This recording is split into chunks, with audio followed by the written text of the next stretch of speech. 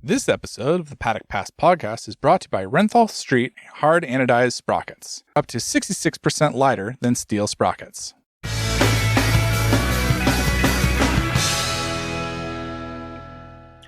Round 8 is in the books and MotoGP now gets ready for a 5-week summer break before the British Grand Prix at Silverstone. The Dutch TT saw Pecco Bagnaia and Marco Bezzecchi split the honours in the MotoGP class, while Jake Dixon claimed the first Grand Prix victory in the Moto2 class, and Jaime Masia was able to win for the first time in Moto3 this season. Welcome to the Paddock Pass podcast, brought to you by Renthal Street. For chains, sprockets and handlebar mounts, check out renthal.com. My name is Steve English, and thankfully I'm joined by a group of esteemed MotoGP journalists, the best in the business, David Emmett, Adam Wheeler, and Neil Morrison. And for Assen, we're going to go to our marks out of 10 for the Dutch TT. Adam, I'm going to come to you straight off the bat. For you, what was your rating for this race? Well, considering I wasn't there, Steve, I'm going to peg it at an 8 because, like Dave said, the weather looked amazing, the crowd looked amazing, fantastic racetrack. You really get an appreciation for how wonderful Assen is when you just look at the way the motorcycles handle. So, okay, I mean, the racing was very close rather than being a classic, but I thought it was a pretty good Grand Prix, and it's been a fantastic triple. Increased crowds in Mugello, capacity crowd in Germany, and again, Assen never seems to let you down when it comes to enthusiasm for MotoGP. David, what about you? Home round and able to ride your bike to it, so I'd say that's a 10 out of 10. Well, yeah, that was, but the race was a 5.5 out of 10 because I would really like to see them bring back overtaking. Neil, what about you? What was your mark out of 10 for the Dutch TT? For the TT as a whole, it would have to be a 9. As Ad said, great weather, great crowds, great atmosphere. 2 really good races on Sunday with Moto3 and Moto2 providing plenty of thrills. But yeah, the MotoGP race was a weird one in that 2 seconds covered 5 riders for the last part of the race. But at no point was there any great excitement. And it was a very modern MotoGP race in that you had all these guys super close. But yeah, no one close enough to overtake. And basically riders were relying on the person ahead to make a mistake to try and gain an advantage or gain a place. So, yeah, that was slightly disappointing, a bit concerning, a bit in line with what we've seen in MotoGP at certain tracks in recent times. But as a whole, yeah, solid 9. Adam, what was your moment of the weekend? The one thing that you kind of saw that really stood out in your mind? Just from a narrative point of view, Steve, I think when Marc Marquez ran into the back of Enea Bastianini on Saturday, it was my reaction, at least anyway, was utter disbelief. I just thought, how has Marquez done this again? Then I started to think, how many riders has he had contact with already in the first 8 rounds of this championship? And he's only done 6 of those Grand Prix or 5. I just, I thought, what is going on at the moment? There's just a big black cloud or a whirlwind around this guy where he just cannot avoid scrapes or getting into situations where he can potentially harm himself. I mean, it was interesting afterwards that he said he went to Bastianini's motorhome to kind of apologize. He said, of course, it's his fault. It's like being on the road. The guy who's behind, the person who's behind gets involved in an accident. Usually they're the one to blame. But I just thought it was completely symbolic of the situation Honda find themselves in, where their star racer is hurt. He's demoralized. He's looking ragged and risky. He's having to get tows. He's having to take chances. It could have been a bigger disaster than it was. Yeah, I mean, we've seen him do something like that 1,000 times where he'll slow up behind someone and, just not hit anyone. And it really is quite sort of almost symbolic that this one time when he's at his deepest point, he runs into the back of someone. It's just really, he's on a real roll of of terrible luck. And you may want to discuss how much he is contributing to that bad luck himself, but certainly, everything is going wrong for him right now. Yeah, that's very much the case, and it was unfortunate to see Mark obviously ruled out. One thing about that, because obviously there was a lot of talk on Twitter about how riders get declared unfit, and one of the articles I wrote years ago I can't remember who it was, but it was about the difference between being injured and being hurt. Mark was hurt at the start of the weekend because he was still able to ride. He was still able to push himself through. But just the sheer volume of riding that you have to do over a weekend then forces you from being hurt to being injured and having to rule yourself out. So while you can be fit at the start of a weekend, it's no guarantee you're going to be fit by the end of it whenever you're carrying knocks. Yeah, the other thing is in that incident, because he said on Sunday that Saturday night he hadn't been able to sleep, and he woke up and he found out that he had the fracture in his rib had actually moved by 2 millimeters. So it's not surprising that he could manage to get through Sunday or Saturday, but was a lot worse on Sunday. Like he literally couldn't ride on Sunday. Right, we've heard enough from you, David. We're going to go to Neil for his moment of the weekend now. It has to be the last lap of the Moto3 race, Steve, just because it was bedlam. 10 riders fighting for the victory up until the final lap. And I think on the 6 preceding laps before the last, into the Ramshoek really was one of those things where you were just watching through your fingers, waiting for something quite scary, maybe quite dangerous to happen. Lots of dangerous things happened, but somehow the 10 riders in that lead group managed to finish.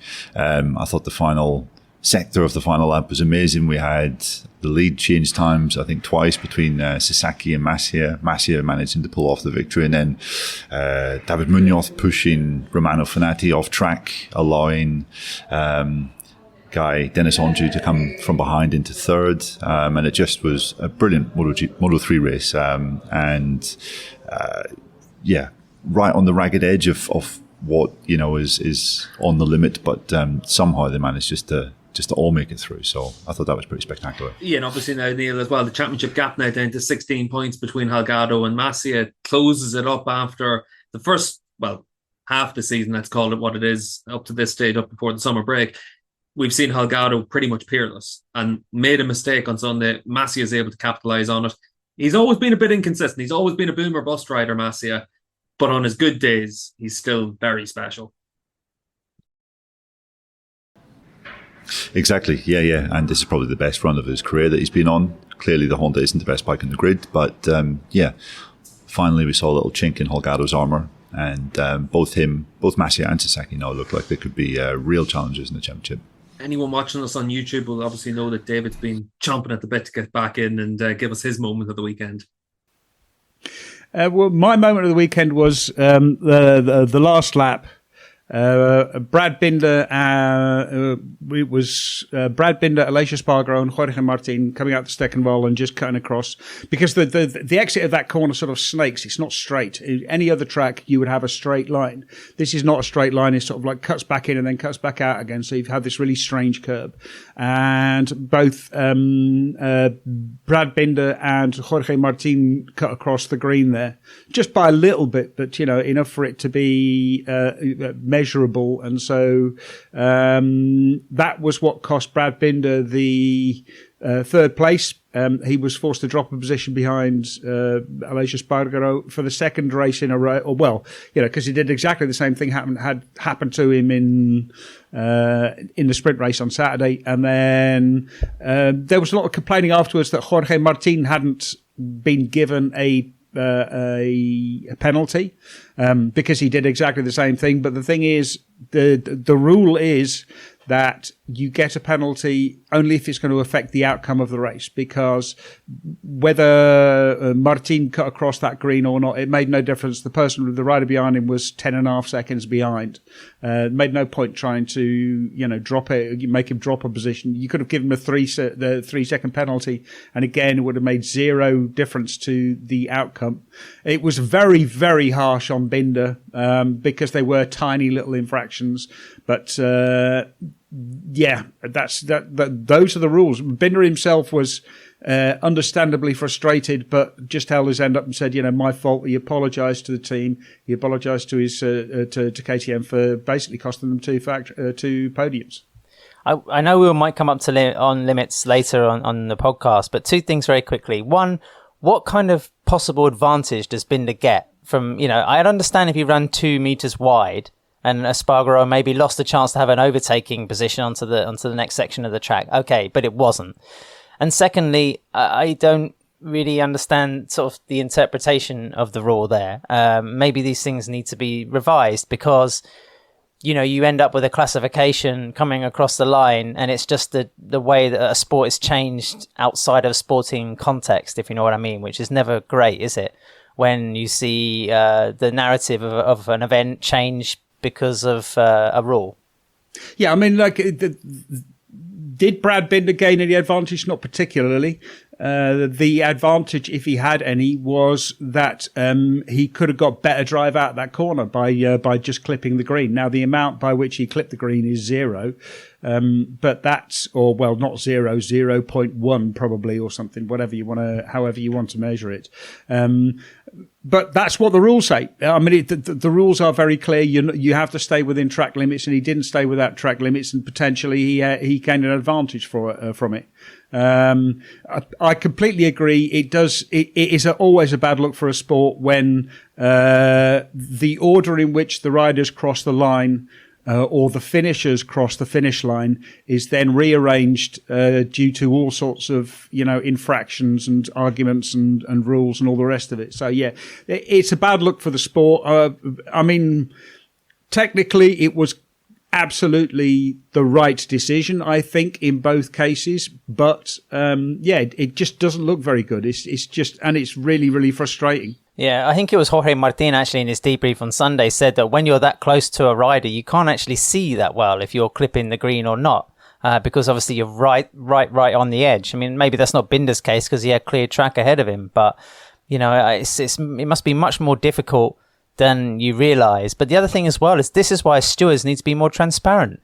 Say, listen, we reviewed this angle, we reviewed this footage, explain what you've done, which could take, 10 minutes after a race. And then I think people won't be so, well, what are they watching and what have they seen that we haven't seen? And this kind of level of general confusion. It was a big crash the last corner, Assen 2015. Jack Miller, I think, took out 2 riders. That afternoon, we went down, it was myself, David and Neil, Pete McLaren from Crash as well, and we sat there with Mike Webb for a coffee for Mike to explain his decisions. Sepang 2015 ruined everything because it was Sepang 2015 where basically those chats stopped with Mike Webb because we used to be able to just go in and sort of like say, so what's the crack? Why this, why that? And you'd get a really good, clearer explanation, and then you'd understand their point of view. You might not necessarily agree 100% with it, but it was logical and it was well built upon. It's well founded. Now we get 0, so we're just left to make things up to try to sort of reason backwards what their arguments were, and it's very, very frustrating, and I've basically just given up. Yeah, we get to piece everything together and then make a podcast about it. We're going to move on from our moments of the weekend to our big talking points from the weekend. So obviously we saw Ducati win both races. We saw Bezzecchi in incredible form Friday and Saturday. Pecco Bagnaia turns it around on Sunday. Neil, let's come to you. What was your big... Yeah, it was you. Sorry, Neil. Yeah. Neil, let's come to you. What was your big talking point from the weekend? Well, I guess it was just, it was on the surface, it looked like further Ducati domination. We had Ducati's first and second in both the sprint and the feature race on Sunday. We had them looking really good in qualifying again. Assen in years gone by was a pretty difficult track for Ducati, but obviously they broke that duck in 2022 with Bagnaia and Bezzecchi finishing first and second. Just basically... on the surface, it might look like this is pretty bad for the other competitors, for the other manufacturers, because they're cleaning up. And you look at the points scored in the first 8 races. I mean, Ducati has won at least 1 race in every round. They've taken the sprint and Sunday race double. I think at 5 of the 8 rounds that we've had so far this year, they've just been immense in qualifying, and they do look peerless. They're 132 points ahead of KTM in the Constructors' Championship. But I think, saying that, there were a few signs from both Brad Binder and Aleix Espargaro that all is not completely lost for KTM nor Aprilia. And we certainly saw this weekend Binder a lot better than maybe he had anticipated. He started slowly on Friday, but so nearly got the podium on Saturday, and then again on Sunday when he had taken that risk with the kind of the soft rear tire. A lot of the other leading guys had gone with the medium rear. So from what I could see on Sunday, and listening to what Brad was saying after the race, listening to what Aleix was saying, who did finish third, of course, with a broken front wing, there is a bit of reason for hope for both KTM and Aprilia. And Binder in particular was saying that he's been having massive issues in the first 7 rounds with front locking when he's kind of doing straight line braking. His team managed to find some kind of cure for that here, and he seemed really buoyed by his weekend despite the disappointment of missing out on the podium.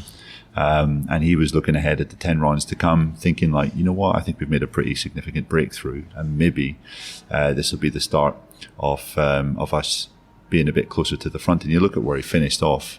I mean, he was just like super close. I mean, we talked about no overtaking towards the end, but yeah, 1.5 seconds off at a track when, it seemed that the margin was much bigger. I think KTM have taken a step and look as though that they could figure more towards the very front in the second half of the year. I like your optimism, Neil, but I mean, Binder is the only non-Ducati rider in the top 6 of the championship, and he's 80 points off. I really think he needs to get he needs a streak of podium finishes at least, which he could have done at Assen just to get into the championship fight. But it was interesting also hearing some of the questions that Marco Bezzecchi was taking in the weekend about the potential performance difference between the 23 bike and the 22. I wonder if we might see Bagnaia and Martin. Maybe this was in the wake of Germany when we saw Martin and Bagnaia, arguably operating at a different level compared to the rest of the satellite bikes. Whether Ducati will start to pull ahead, as some kind of incremental changes come on the 23 Desmos Medici. That's maybe something to look out for. But I mean, how as much as Bezzecchi was impressive, how brilliant was Bagnaia there? I mean, he was a joy to watch. I have to say, just to go back to one thing Neil said, I think it's really impressive the work that KTM have done, because they've basically got what had been the classic Ducati bike of something that goes really good in a straight line, stops really well. And they've been able to maximize that a little bit more. They've done a good job with that, but they need to make the next step. And it's tough to make that next step. You look at Aprilia, and Assen's the best track of the year probably for Maverick and for Aleix. And it still wasn't quite where they needed it to be. But just to mention one thing about what you were saying there about Bezzecchi and Ducati as well. What was interesting was the data share that you get from Ducati basically meant that Pecco was able to make the step overnight. And that's where you were able to get the most out of the potential from the 23 bike as much as anything else. And that's one of those areas that as they get closer and closer in the title fight, do you want to be able to share all that information when you're the independent team versus the factory team? But Neil, you wanted to jump in. Yeah, no, it was another example of Bagnaia showing his best on Sunday. How many times this year have we seen him throwing his toys out of the pram during one of the practice sessions on Friday, and you think, oh, this looks like this could be a bit of a kind of a pothole that he's currently found himself in. But obviously, it does take him a little bit of time to get up to speed, and with the ability to share all the kind of data between the different Ducati riders to see what the other guys are doing, he is able to work on himself. And he always seems to have the best package that he could possibly have for Sunday's race. We saw it at the Saxon Ring, made a huge step from the sprint to Sunday. Again, we saw it here. Dave was saying on our Saturday notes show that Bezzecchi was peerless and there was no chance that anyone had to catch him in the main race. Well, Bagnaia showed that basically get out front, put Binder in second as a blocker between himself and Bezzecchi, and eke out just a kind of decisive second and a half, and that was enough. So, tactically, he has it down at the moment. Yeah, that's the thing about Bagnaia is he gets better and better throughout the weekend, and it's not just at this track; it's at every single track.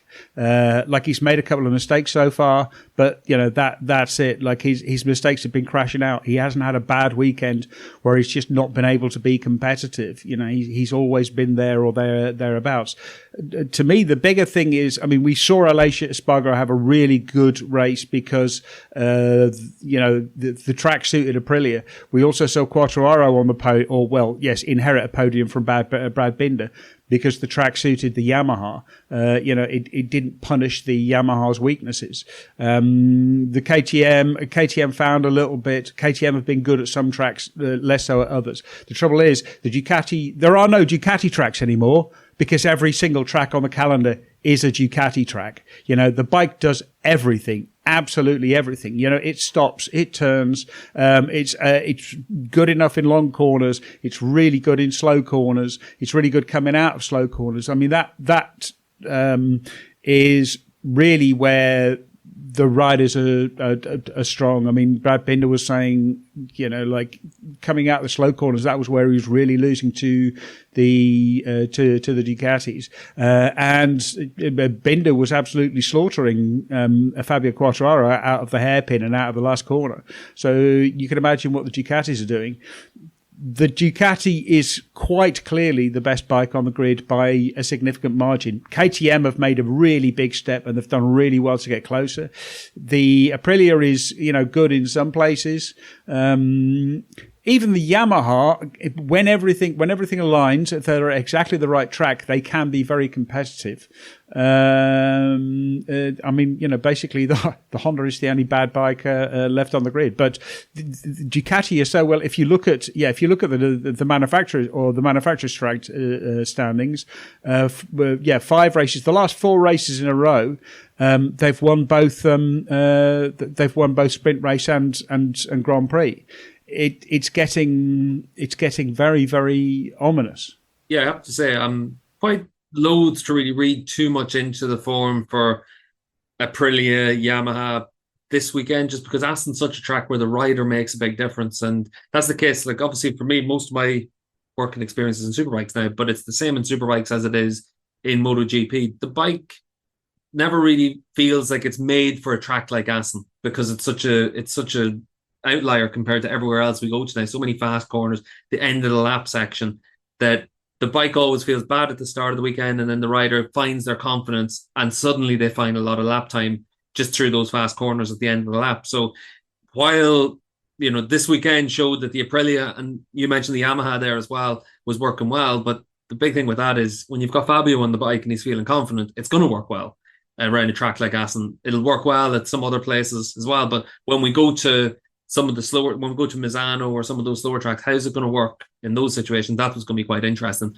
Yeah, just on that about tracks. I mean, the most extreme example of that is Phillip Island, where genuinely it doesn't really matter what bike you're on. It really is. It's everything is about the rider at Phillip Island. It's about it's about their ability to get the most out of the bike and to override the bike within certain limits. We've seen riders on terrible bikes and riders on fantastic bikes win there, and it's always very, very close. We'll go to Austria, we'll go to Thailand, and it'll be just about the performance of the bike. So I think the contrast is there. But like I say, to me, the big thing is Ducati is strong absolutely everywhere. Well, let's take a quick break in the Paddock Pass podcast. When we come back, we're going to talk about the form for Honda, the story around Marc Marquez, and plenty more from the Dutch TT. Renthal Street clip-on handlebars are premium race-spec clip-ons available in 9 different options, 2 different offsets, and 6 different diameters. All developed in collaboration with top-level race teams. Use the Fit My Bike tool on renthal.com to find the correct fitment for your bike. Welcome back to the Paddock Pass podcast, brought to you by Renthal Street. We're looking back at the Dutch TT from Assen. And David, it's time for your big talking point from Assen. Well, this sort of runs on naturally from our last talking point, which is, like Ducati is clearly the best bike on the grid. And the Japanese bikes are really, really in trouble. I mean, they're in massive trouble. I wrote a piece for this for Adam for On Track Off Road because I dug up this old quote from Soichiro Honda, where he basically says, they went racing in 1954, the beginning of 1954 in Brazil, expecting to do quite well, and they basically got their arses handed to them by the Italian and by the European manufacturers. And Soichiro Honda said, he had this false sense of pride and idea that Japan was leading the world in engineering, and the results were showing that this was very much not the case. And that's exactly what we're seeing right now. The Ducati are leading, and the two Japanese factories, the Japanese factories won every championship bar two from 1976 through to 2022. It was only 2007 and 2022 that we saw a European manufacturer, an Aprilia. Yes, that's right. Someone who works for Aprilia. No. That we saw European manufacturers actually win championships, and both times it was the Ducati. We've seen the massive change in the way that the bikes have changed. We've also seen a really big change in the way that the European manufacturers work. They're much more willing to take risks. They're much more willing to turn up at a racetrack with parts where they're not sure whether it's going to work or not, and spend, like Friday morning giving it a go, waiting to see if it'll work or not. We've also heard the riders from European manufacturers, we heard it with KTM a couple of years ago, that they were complaining that, they seemed to go to every single track and they'd always have new parts, and it was really disrupting their ability to actually build the weekend. But if you look at where they are now, you can see that they have learned a lot of lessons. That was very useful. They got a lot of data from actually doing that. Whereas if you look at the Japanese manufacturers will only bring something which they're 100% certain will work. It is likely to be an improvement. They fear the bike breaking. They fear something going terribly wrong, so they don't do it. And I think this for Honda was the absolute nadir. It was the bottom of the barrel pretty much, with two of their permanent riders out. Obviously, Alex Rins breaking his leg in Mugello. Joan Mir still absent after damaging his thumb or his hand at Mugello. We saw, we have Iker Lecuona in as a replacement rider. And yet there was only one Repsol Honda. Like, there were no Repsol Hondas on the grid in Sachsenring for the Grand Prix. There was only one Repsol Honda on the grid for the Dutch TT, and that was Iker Lecuona, the replacement rider. And Stefan Bradl was saying, the bike is, you can't rely on it. You can't trust it. Marquez's massive crash in the warm-up in the Sachsenring was big because Taka Nakagami was saying he didn't do anything. He wasn't pushing, didn't do anything unusual. The bike just let go and flung him off. And this is the big problem for the Japanese manufacturers, that they need to find a way to address this. Yeah, I think what you were saying there, Dave, about the Japanese manufacturers taking slow or a long time to react was very apparent. Stefan Bradl was doing some testing at Misano just before Assen, and all he had to test was electronic settings. Now, after what happened to Mark at the Sachsenring, that turned out to be quite useful because it seemed as though his big warm-up crash maybe had something to do with the electronics. But considering the situation that Honda is in, you would expect him to have something more to test, some new parts to test, that could bring them out of this mire. And, I think we were all expecting Honda to be in a pretty rubbish situation in Assen after, the travails in Germany. But to see Yamaha struggling as badly as they did on the Sunday was also quite striking. Not entirely surprising, because their season's been desperate so far, really poor, and former Yamaha tracks have been awful for them in the kind of the 7 rounds prior to Assen. But, to see Quartararo struggle so badly, yes, he got a bad start, but it was clear that they were really struggling with the lack of grip on Sunday, the higher temperatures, the Dunlop rubber down from the Moto2 race prior. And, Franco Morbidelli said he basically just had to ride home and accept a safe finish. He was 29 seconds off the victor, which is a million miles away. And Quartararo obviously crashed out at high speed trying to recover position. So, yes, pretty much echo what you were saying. It's not a good situation, and it's difficult to see them finding a way back this year. Well, Quartararo had the objective of trying to qualify on the first 2 rows of the grid, which he did. And it seems kind of desperate that that's his main objective, and it still doesn't cure all the ills. I mean, I know he had other issues going on at the weekend, But, it's interesting that Taka Nakagami has become like the window to Honda's, our kind of window to Honda's problems, and the way that the current RCV is just such a flawed concept. I mean, there's no rear grip whatsoever, and it does seem that Honda dropped the ball when it comes to electronics, especially, Nakagami was saying it became, like they mentioned, a safety issue after Marquez's crash in Germany. But, just to hear the Japanese talking about the situation is quite humbling. But my big question really is, guys, if they were given concessions, which you would have to admit is something of it's a bit damaging when it comes to the face they have in MotoGP. If Honda and Yamaha were given concessions by the rest of the European brands, then would that really change anything? No.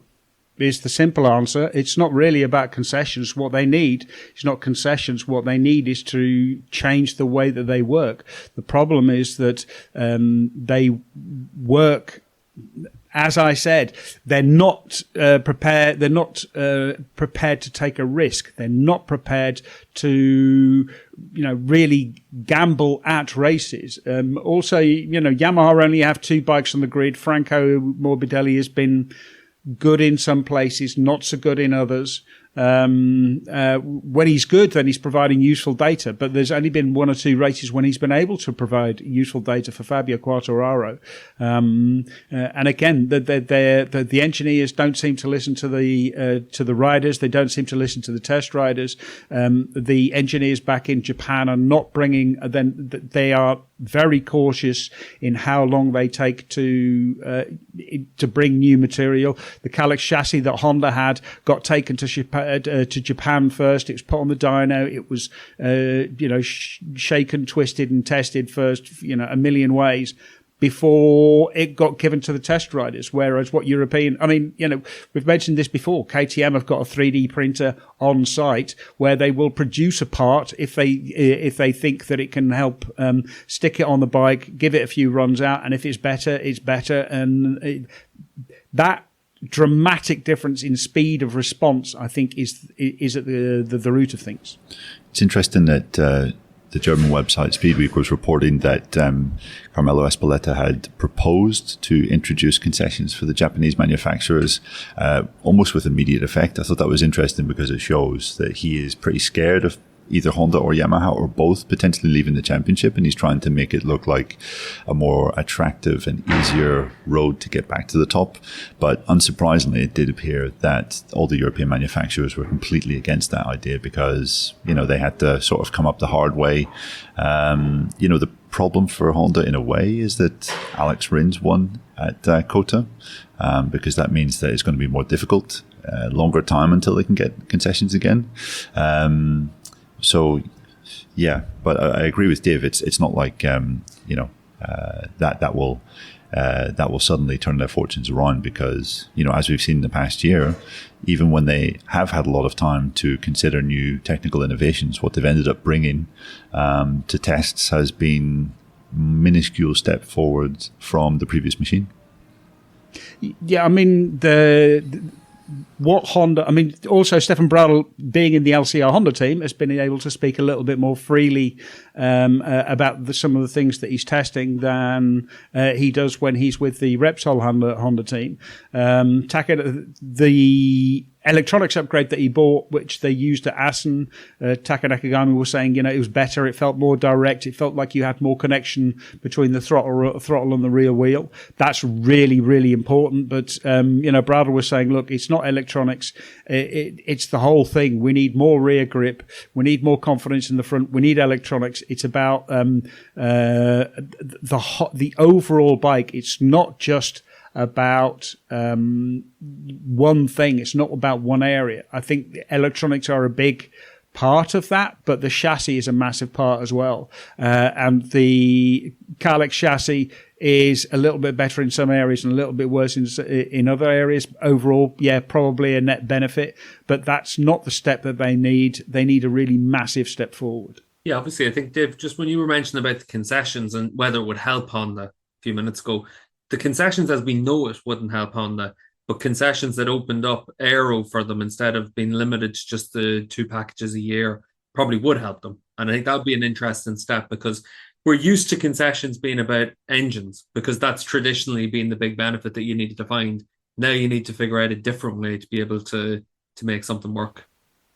Yeah, but I mean, yes, it would help, but the problem is still that someone back in Japan has to sit down, design a new set of aero, have ideas about aero, think about the way that you integrate aero into your overall package, and then bring it to the racetrack and be willing to try that sort of like every week. I remember, if you remember the first years of Ducati, working with aero in 15, 16, 17, they were bringing, new packages every 2-3 weeks. There was always something new on the bike. Even now, what we're seeing, I mean, KTM have already bought 2 different versions of that tail wing, because they really want to try something new. They think they've found something better, so they want to try it.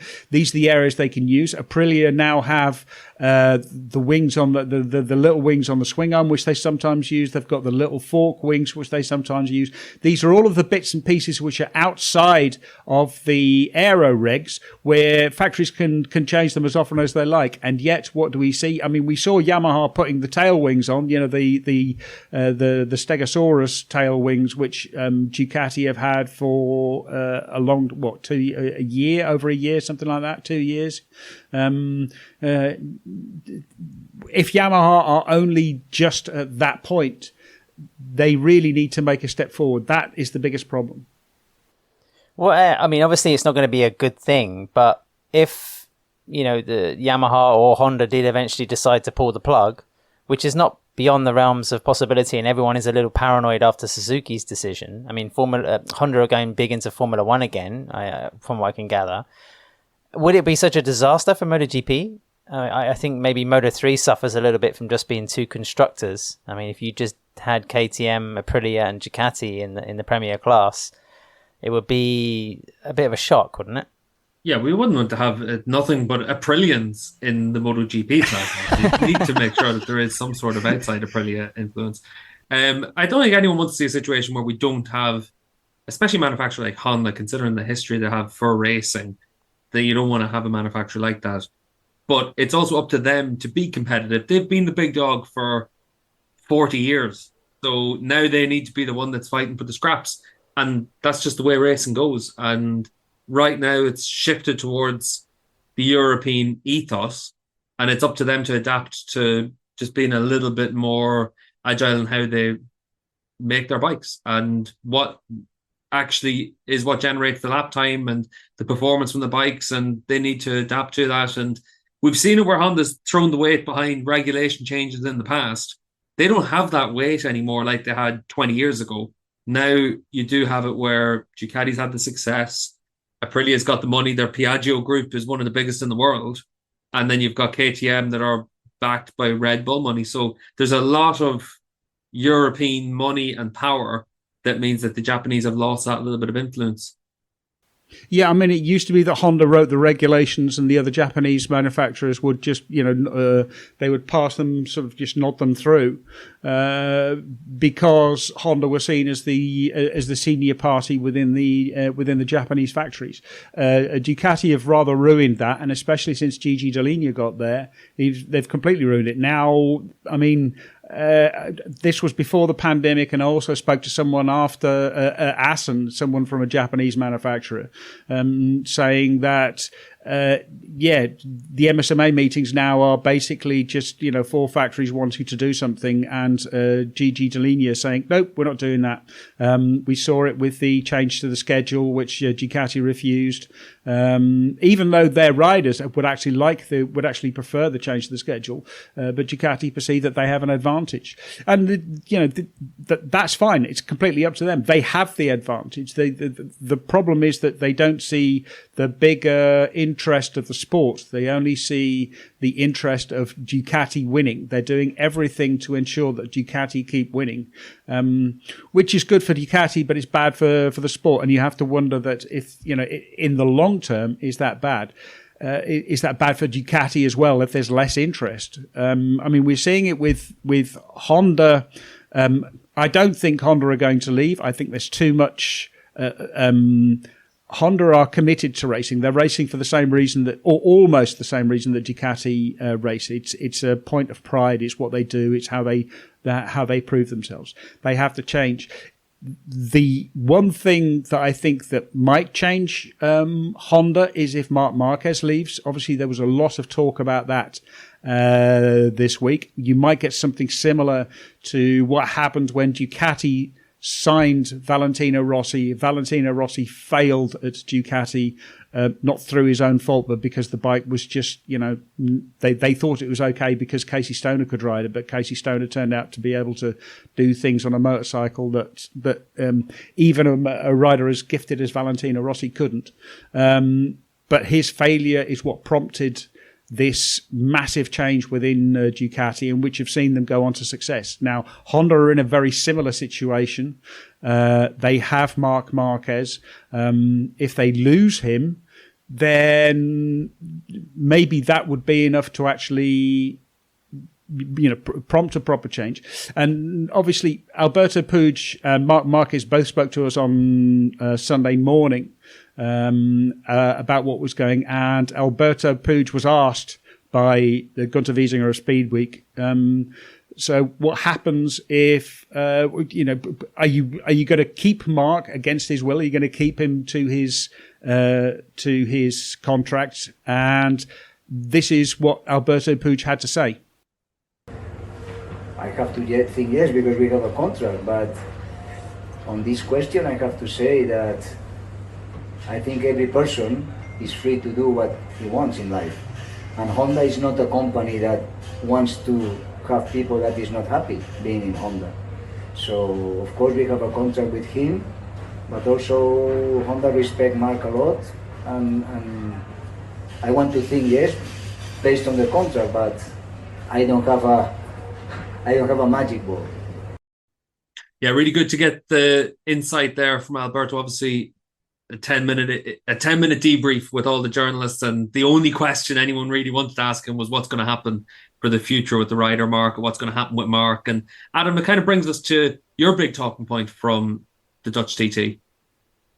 Well, I mean, the point with Marc is we were talking about him after the Grand Prix in Germany, and I think, Dave, you were quite adamant that this was the end of the Marquez Honda kind of era, really. It's been 10 years of, remarkable domination, but also some, well, I mean, how many fairings do you reckon he scraped in a decade racing for Repsol Honda? I'm sure the painter has been kept in sound employment, that's for sure, when it comes to tarting up the RCV bodywork. But yeah, it does seem, I mean, Puig saying that, Honda also don't want to ride it doesn't want to be with Honda. I wouldn't say as a get out clause for Marc, but then clearly he has to make some sort of decision on whether he wants to develop or he wants to jump on a motorcycle like his brother that potentially has the power to win races again. He's going to be plus 30, I think, next year. Is he 29 at the moment? Yep. He's 30 this year. Yeah. So he's heading into his fourth decade next season. How long does he want to wait around? I mean, he could finish the Honda story, and I don't think anyone would blame him for that. And he's incredibly well paid, let's not forget. But, there is another generation coming through. And, after the kind of to-ing and fro-ing around Pedro Acosta, we sort of saw the first statement across the Assen weekend that he's made his mind up. He wants to head towards MotoGP for next year. And it's just remarkable sort of reading the body language of KTM management on TV screens. It almost seems like if Pedro wins, then it reaffirms the moves they might make to wedge him into MotoGP somehow. If he underperforms, then also it's a case against, maybe you need another year in the class. At the age he currently is, below 20, you just wonder if he's on a MotoGP bike next year. And I think if you frame it against the likes of Raul Fernandez, for example, how much time is a manufacturer going to give a young rider to be able to show his chops straight away? I think there's a real need to perform, to show some potential. A rider like Augusto Fernandez is only one of two riders in the Premier class to have scored points in every single round. He's already breached the top 5. When riders around him are crashing, he's still managing to, post points and get near the top 10. I think, in terms of rookie campaigns, it's just going pretty well for the reigning Moto2 world champion. So when Acosta comes in, undoubtedly on a good package and a good resource around him, is he going to have to quickly show something of the same ilk? How long will KTM give him? Let's not forget that factories like this are investing, say 10 to 15 million euros a year with everything involved, with the contracts, the resources, the development, everything. This is why I think KTM wanted to make a complete sea change at the end of 2022 with the Tech 3 squad and resetting it with gas colours. If Acosta comes in, I just wonder, how much time are you going to get? I mean, if he outgrows Moto2, fine, move on. If he's reigning world champion, maybe he doesn't want to sit around for another year and just take race results and take win bonuses. But I think there's also a lot to be said for the timing of moves in motorsport and sport generally. And it would be more beneficial maybe for Acosta just to wait one more year until, maybe more saddles open up and has even more bargaining power. But yeah, it'd be interesting to see what happens now, because there's 5 weeks and I'm sure there's going to be a lot of phone calls and conversations and paper being pushed across tables. The one thing for Acosta is, like, I know from my time working in junior GP, CEV as it was when Acosta was coming through, he had been earmarked as a superstar from such an early age. And the comparison to someone like Augusto or Raul is that they showed an awful lot of talent at different times, but there was a reason why Augusto had to go through European Junior Cup, stock classes, and then go into Moto2 for a long time. He was a good rider, but he wasn't that next generational super talent that there's only very few of. And he's turned himself into a very good Moto2 rider. Thoroughly deserves his world championship last year. And he's done a good job on the gas this year. So fair play to Augusto. Raul, on the other hand, is a rider that I remember, like, a few years ago, you always mentioned him in Moto3 as the one lap specialist. He probably was a bit too big for a Moto3 bike, did well on a Moto2 bike, and then went on to a MotoGP bike. And it's been a tumultuous couple of years for him, because he went onto a bike he didn't want to be on, and then there was all sorts of strife. Whereas for Acosta, he's the rider that's in demand. He's the rider that can dictate an awful lot of terms. So it's a slightly different situation for him. And you're also going to be more patient with a rider that has that superstar quality or potential, rather than either the Fernandezes that look like they could be really good, but are they that rider that you can really hang your hat on, like a Marc Marquez for 10 years at Honda? And I think that's where Acosta will end up, with a little bit more chips at the table than either of the other riders, especially for someone like Augusto last year whenever he stepped up. But you could easily have it where it's not Augusto that makes way, it's Paul that makes way, and then suddenly the narrative is very different, because you're looking at someone like Paul that's been in the Premier class for 10 years, obviously a former world champion in the Moto2 class, but a rider that you know what you're going to get from Paul, which is good performances, but there's a reason he hasn't won a Grand Prix. Whereas if you were to replace him with someone like Acosta, you're then bringing through a rider from CEV into Moto3, Moto2, MotoGP. It makes sense to do it that way. And I think it's always comes down to the decision that they make for who you replace with a rider like that. I wouldn't have any problem if KTM got rid of any of their riders to put Acosta on the bike, to be honest. I mean, the question for me, and this is a question for Neil, because I think Neil knows this much better than any of us.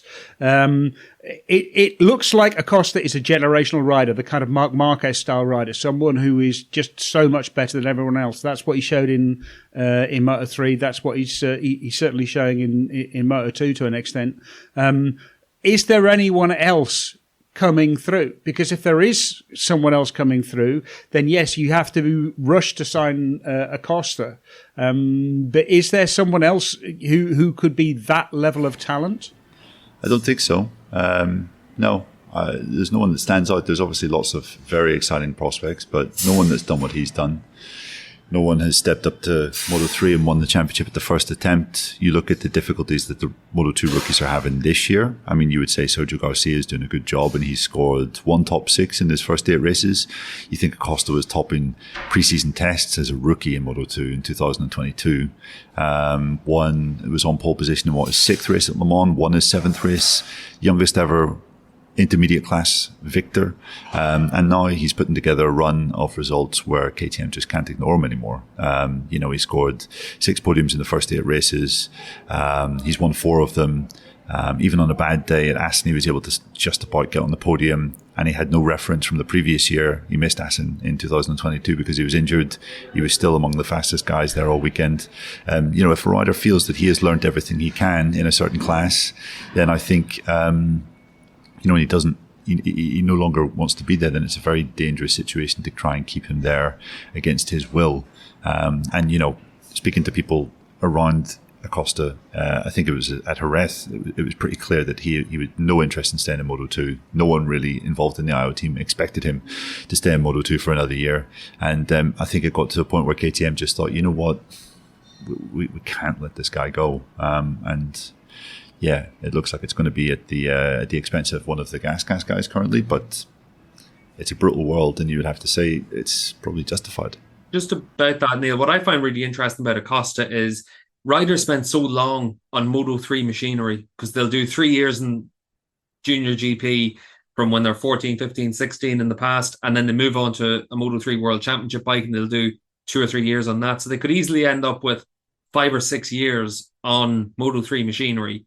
And so much of what you then know about how to ride bikes is ingrained in you from those bikes, that to then be able to make the transition to especially the Triumph Moto2 bike and make it quickly, that's really what shows how special Acosta is, because he can clearly jump on any bike and figure it out pretty quickly. When you look at some of the other rookies, I think Guevara is a good example of it, because Izan, when he was coming through in CEV, was arguably just as impressive as Acosta, but his transition onto a Moto2 bike is taking him a lot longer to figure out how you can adapt your style to that machinery. Adam, you wanted to jump in.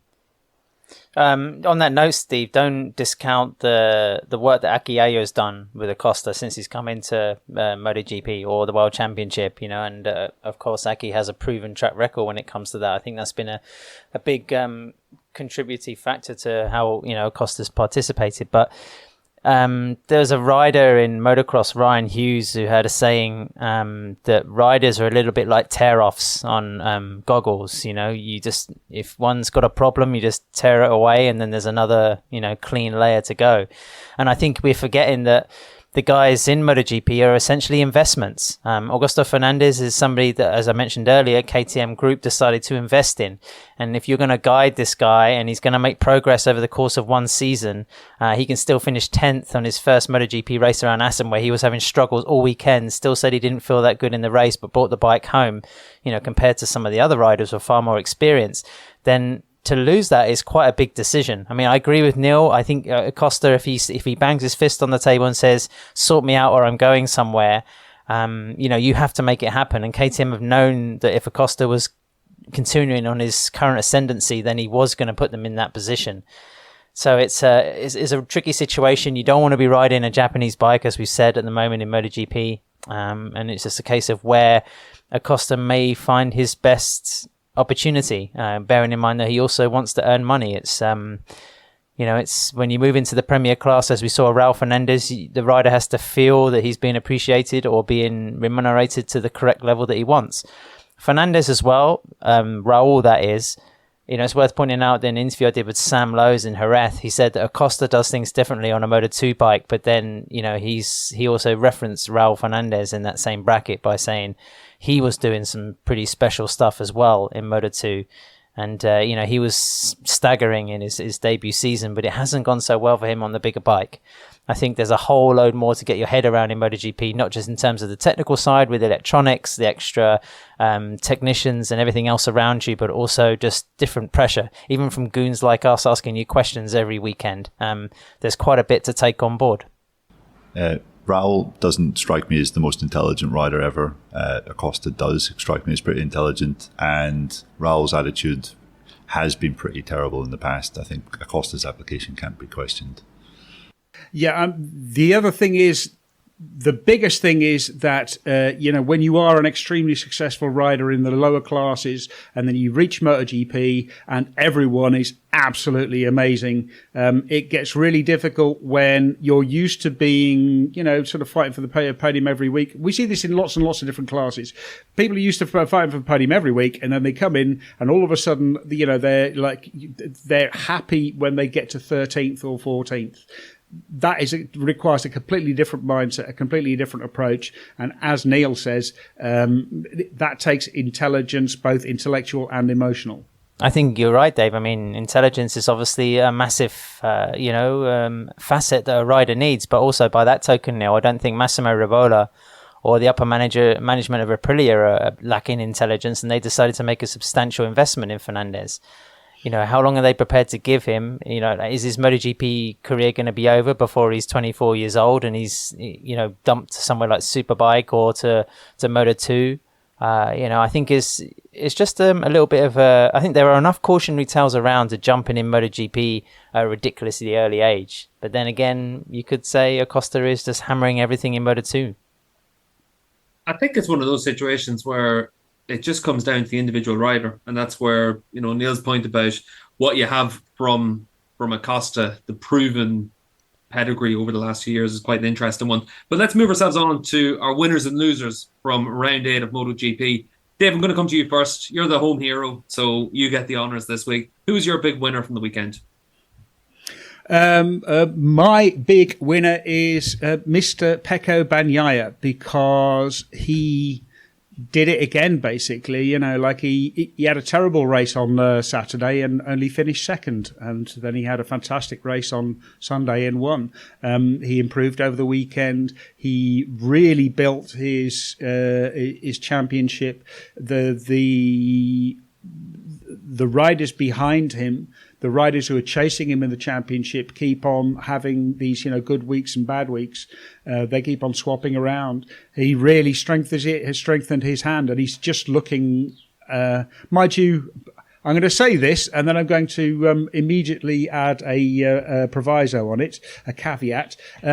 He is looking completely unstoppable in the championship, but then we said that after the Sachsenring in 2022 about Fabio Quartararo. I like the fact that we've already established earlier in the weekend that from Saturday to Sunday that your ability to make predictions was terrible. So now you've just put the curse on Pecco as well. I don't think this is a new thing. I think I might have form for this. Yeah, you've plenty of form for that. Adam, what about you? Who's your big winner?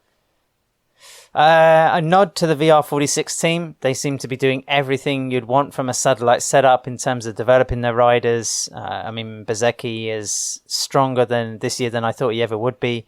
I think Jack Appleyard asked Pablo Nieto about the state of their equipment for next year.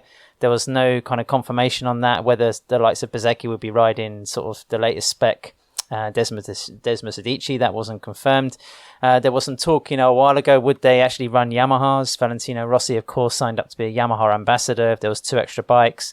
Could that be the future of the team? It's looking unlikely, but who knows? But I'm going to say for my winner, I'll go for Jake Dixon. But really, why I'm naming him is because it follows with a question. I thought it was kind of cool to see. He was fast from the off, right from sort of FP1 on Friday. So, he was clearly in contention. And as we spoke about before we started recording, he's edging up into championship contention. But he was the winner, and, very emotional post-race reaction as well. But I just wonder if, is he really kind of the bright future for British bike racing? I just question whether he really has, talking about rider intelligence or the chops to handle, all the politics that go around being a MotoGP rider. Is he kind of the best that the UK has? I don't know. It's something makes me unconvinced. I thought it was a great win. Fair play to him. It's taken him a long enough time to get to it. From doing ridiculous things like falling off on the warm-up lap in Cotta. To use a tennis sort of simile, is Jake Dixon a Tim Henman, or is he more of an Andy Murray? Who knows? Well, he's already won one of the big ones, so he's clearly more Andy Murray than Tim Henman. But I find it interesting for Dixon that he's gone through the Superbike route, but specifically the BSB route, and took himself out of that to go to Moto2. He's had a tough few years, and he's gradually been able to build himself in the last couple of years into being a regular front runner. So he's been able to show he's very competitive in that class. Whether or not that would transition into MotoGP is a different story, but his passport would. You've got BT Sport transitioning into TNT Sport, so it's always going to be important to have a British rider on the grid. Who else stands out? You're obviously not going to have Sam Lowe step back up to the MotoGP class. Rory Skinner hasn't done an awful lot since jumping onto the Grand Prix bike. And even in BSB, Rory wasn't that impressive on the Kawasaki. He was outperformed by Lee Jackson. So is Rory that guy you can pin your hopes on? Scott Ogden's shown some flashes. Jake's the best of the bunch right now if you're looking for a British rider to actually be able to make a transition. But if he goes up to MotoGP, is he going to be competitive? Probably not, because he's not going to be on the right bike. And then you're in a situation of, is that where you need to be? And like what we were talking about with Raul, Augusto, whoever you want to look at, those riders stepping up, unless you're able to pull the trees up straight off the bat, you can easily be replaced, because at the end of the day, if you're finishing 10th, 11th, 12th, there'd be a bit of an outcry if you're replaced, but not for that long. Neil, what about you? Who's your big winner? Taka Nakagami, Steve, because he finished 8th on an absolute pig of a bike, and had he not got a long lap penalty for exceeding track limits, he would have been 6th, which I think would be a pretty remarkable performance, all things considered. And, very interesting to look at the two different approaches. Nakagami on the one hand, Mark on the other. Mark is obviously always on the limit, trying to get the very best out of the bike, trying to override the bike and get results. And Nakagami knows when that needs to be done, and recently hasn't been willing to do it. And, with good reason. He sort of tootled around the Saxon ring and picked up 1 point. Obviously, that was a disastrous weekend, but could find a little bit more performance here. And I think that's a remarkable result, all things considered, considering everything we've mentioned about Honda on this show already. Yeah, and we did actually get that in from Stefan, one of our patrons. So check out patreon.com/Paddock Pass podcast. And Stefan said that his rider of the week was Taka Nakagami for just not crashing on the Honda was enough of an achievement to get that honour. But Neil, we came to you last for winners, so we'll come to you first for your losers from the weekend. Yes, so my loser was Paul Espargaro. We've just spoken about Pedro Acosta and how it looks as though he's moving up to MotoGP. Reading between the lines, it did sound as though that will be at the expense of Paul Espargaro. Just horrible, really. Luck and misfortune for Paul. It was great to see him back in Assen during the weekend. He made a surprise appearance on the Friday evening, spoke to the journalists on Saturday, making good recovery. But really, unless he starts performing brilliantly at Silverstone, Red Bull Ring, Misano, then you would have to say that his place in MotoGP is under serious threat. And it's unfortunate. The timing is cruel, because he hasn't had a chance to prove himself this year. But he just finds himself kind of in the wrong place at the wrong time in a certain way. He did say on Saturday he has a contract for 2 years, but he wasn't really thinking about it. But he also expressed a lot of gratitude to KTM and GasGas for everything that they'd done to him. So he does feel a lot of loyalty to the factory, but does he feel enough loyalty to step aside to make way for Pedro Acosta? We'll see. Yeah, but also there's the fact that would they want to be repeating mistakes, because they decided to change direction completely from having 2 rookies in the class, and you're going to field a team next year with Augusto Fernandez, who has just 1 season, and Acosta coming up, who's the rawest of rookies. I think it's a big ask, and KTM had their fingers burnt in the past. Okay, very different characters and attitudes, but I think you would benefit more from having a figure like Paul in the garage next to Augusto or to Pedro, just to sort of show the way and lead by example as much as anything. Paul is not going to win a championship, though, and Pedro might. But he doesn't need to win a championship. He just needs to show Acosta how you conduct yourself in the confines of a factory team, how you build a team and group around you, how you approach sessions. There's a hell of a lot there, I think, can be gleaned on Acosta's side of the pit box just by watching the experience of somebody like Espargaro. And that's why KTM value him so highly as well. So, Adam, you're giving up on Augusto, is what you're saying?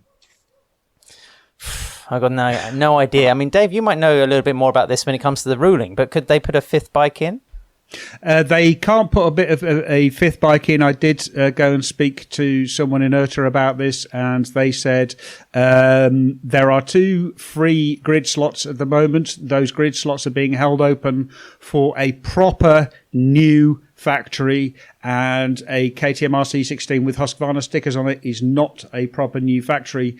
And such an entry would be refused. The people who decide, by the way, are IRTA and Dorna together. And unless Dorna overrules IRTA by saying it's all right, we'll pay them, we'll cover the costs of this, then, I think IRTA would refuse it. Which new factory could come in? None for 2024, because we would already know about it. We would have already heard about, a BMW or a Triumph MotoGP bike circulating somewhere, being tested somewhere. They would right now already be having to start building the bikes, getting them ready for the Misano test and the Valencia test at the end of the year. So, there are 22 seats on the grid in 2024. And now that I've said that definitively, then the rules are definitely going to be bent, and they're going to find a way. If there's 2 grid spots, then, make a use of it, even if it's just for 1 year, because that solves the situation. I'm sure Dorna would want a star like Acosta in the Premier class as well. Yeah, but they don't want to pay the money. The point is that they those 2 grid slots are there. If an independent team comes in, then Dorna have to pay the 2.5-3 million a year in terms of team subsidy, which they give per rider. I mean, you could have perhaps a one rider independent team come in, but again, Dorna would have to fund just about the whole thing, unless Red Bull or someone had all of the money. In the end, it all comes down to money. Everything is possible given sufficient quantities of money. So if Elon Musk wants to sponsor a MotoGP team, then anything is possible. Well, in fairness, Dave, given that Musk is looking to have his cage fight, you're going to have your press-up contest with Miguel Oliveira pretty soon. I think we could probably get enough interest in that to fund a single bike entry for next year. Adam, let's come to you. Who's your loser from the weekend? Same as it was in Germany, Steve. Not through a lack of underperformance, but more just circumstance. Brad Binder. Just to repeat that kind of mistake on the last lap of the main race when he fought so hard to keep that podium place. More than anything, like I said, when in the wake of the German GP, it's just because it's nudging Binder away from being the sole guy who can really threaten the Ducatis and the Italians. I mean, Jorge Martin, you could say, lost potentially some ground in Holland, but just those extra points clipped away from Binder's total. A real shame. I really hope he can, get some better results to put himself in position, because I think we need a rider of his sort of caliber and his character to, just mix things up a bit. Yeah, I think that's fair enough. I think for me, my big loser of the weekend was myself, because Neil has now extended his lead over me in the MotoGP fantasy as he celebrates on top of the podium there on our YouTube channel. But anyone looking to get involved in that, check out MotoGP Fantasy and then look for the Paddock Pass Podcast League. And we've all put in varying levels of effort throughout the course of this season. No, sorry, Steve, the league has been closed. Unfortunately, there was a technical problem. I think maybe it was something to do with the fact that over my team, how it crashed and burned so quickly. And now it's all gone tits up. So apologies, guys. Thanks for playing. We'll be back next year. Well, I have to say, it's been very competitive for some of the other players on the Paddock Pass Podcast League. And I'm only interested in beating Neil. And as it is, I've lost a bit of ground in the last 3 rounds. Having Jorge Martin on your squad really made a difference for you, Neil. But when we get back at Silverstone, there's a chance for everything to turn around. So I'm looking forward to that and taking the duel into the second half of the season. David, what about you? Who's your big loser from the weekend? We've talked about them extensively in the show, and that's Honda. Honda are my big loser. I don't have to go over it all again. They're on the verge of losing the most talented rider who's ever thrown a leg over a bike. The rider who's brought them 6 championships.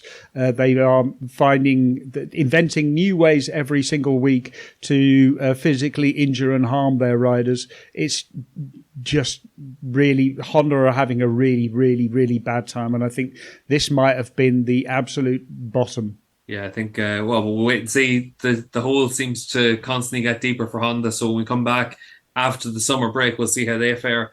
David, what about you? For the summer break, what's the plan? Ride my motorbike, ride my bicycle, spend some time with my lovely wife, and that's pretty much it until I go over to the UK, see my mum, and go to Silverstone. Lovely stuff. Adam, obviously there is no summer break for On Track Off-Road. It's non-stop all the way. But what about the 5 weeks without MotoGP?